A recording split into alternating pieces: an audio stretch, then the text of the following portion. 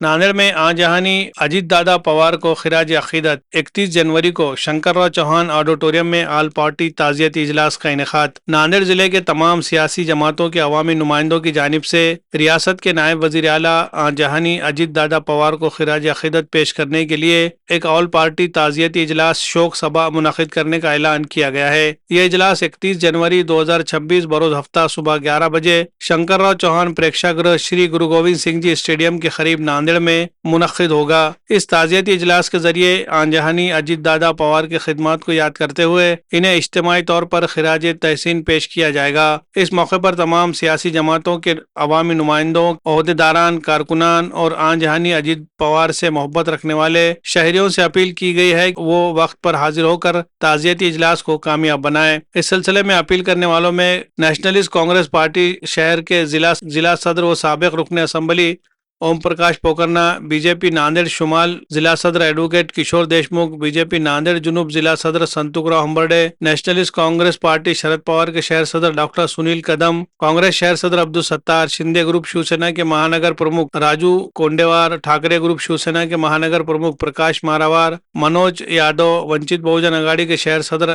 Engineer Prashant Ingole, All India Majlis Ittehadul Muslimeen के जिला सदर मिर्जा अमजद बेग और MNS के जिला सदर S मोंटी सिंह शामिल है। तमाम जमातों के कायदीन ने मुश्तरका तौर पर आवाम से अपील की है कि वो इस आल पार्टी ताजियती इजलास में शिरकत करके आजहानी अजीत पवार को खिराज अकीदत पेश करे। Bureau report MCN Urdu news. आमचे सर्वांचे हृदयस्थान, सर्वांचे नेते या महाराष्ट्राचं भूषण आदरणीय दादांच्या जाण्यामुळं पूर्ण महाराष्ट्र पोरका झालेला आहे। कालच दादावर अंतिम संस्कार करण्यात आले आणि पूर्ण महाराष्ट्र शोकसागरात बुडाला। त्यामध्ये नांदेडची जनता आठवण विसरू शकणार नाही, कारण 25 तारखेला हिंददी चादरच्या निमित्तानं जवळपास पूर्ण दिवसभर दादा नांदेडमध्ये होते आणि तो क्षण पण नांदेडकरांनी अनुभवलेला आहे। त्यामुळं उद्या सर्व पक्षीय शोकसभेचे आयोजन करण्याची सूचना काही आमच्या सर्व पक्षीय नेत्यांनी दिली। त्यामुळं त्या ठिकाणी सर्व पक्षीय शोकसभेचं आयोजन करण्याची भूमिका आम्ही घेतलेली आहे। सुमित्रा पवार यांना उपमुख्यमंत्री करा अशी मागणी होती। दादांच्या जाण्यामुळे जी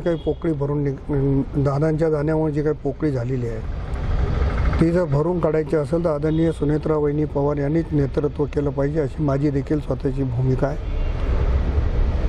आणि शेवटी पक्ष एकसंघ चालवायचा। शेवटी महाराष्ट्रामध्ये दादांनी जे कार्यकर्ते जपले त्यांना सगळ्यांना सांभाळून घ्यायचं।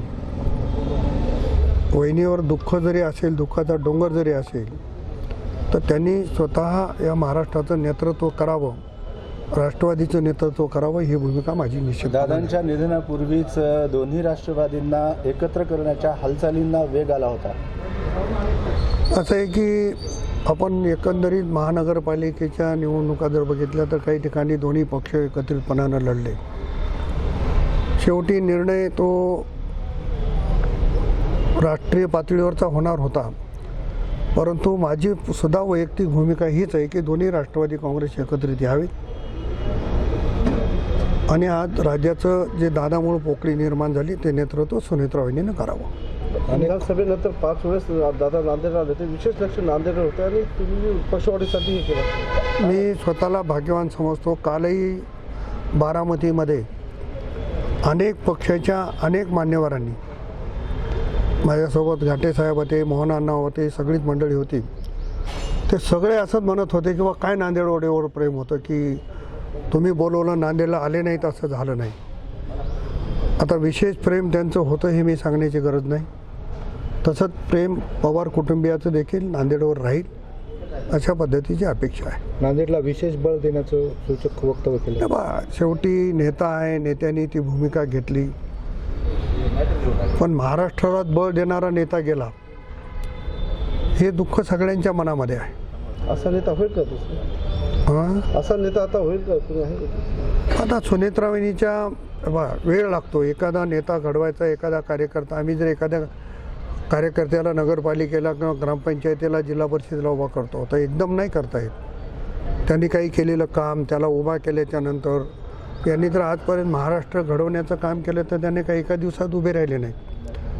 त्याच्यामुळं सगळ्या गोष्टीला वेळ लागेल, पण निश्चितपणानं वहिनी त्यांची जागा भरून काढतील असं मला वाटतं. अनेक वर्ष तुम्ही काम केलं त्यांच्यासोबत, दादासोबत. अशी कुठली आठवण आहे जी तुम्ही सांगू शकता? एक आठवण असेल तर मी सांगितली असती.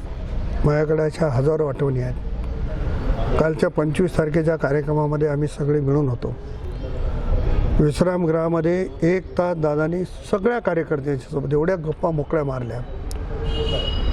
आमच्या महादेव पावड्याने एक प्रश्न विचारला तर त्यांना हसत म्हणाले, हो साहेब मी करणार आहे. म्हणजे इतक्या दिलखुलासपणाने दादा सगळ्यांशी बोलत होते. तो मीच नाही तर दादांना त्या दिवशी जे जे भेटले, संतोषराव हंबर्डे भेटले, त्यांच्या खांद्यावर हात टाकून ते म्हणाले तुम्ही फार थोड्या मताने पराभूत झाला.